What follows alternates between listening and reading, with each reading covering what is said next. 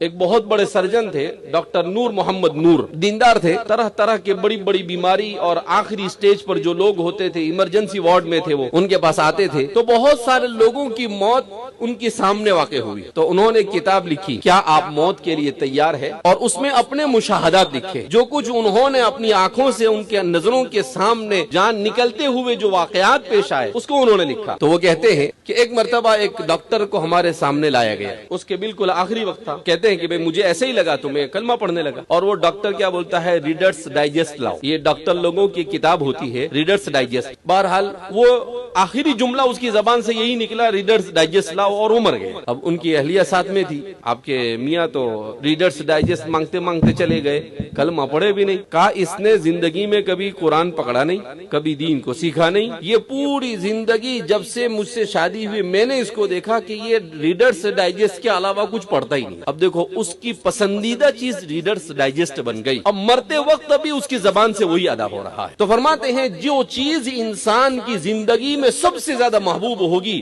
موت کے وقت وہی چیز اس کی زبان پر۔ اب یہ قیامت کے دن اٹھے گا تو وہاں بھی ریڈرز ڈائجسٹ مانگے گا، اس لیے کہ حدیث میں ہے وَتُحْشَرُونَ كَمَا تَمُوتُونَ، جیسی موت آئے گی اسی حالت میں قیامت کے دن اٹھائے جاؤ گے۔ اللہ برے خاتمے سے ہم سب کی حفاظت فرمائے۔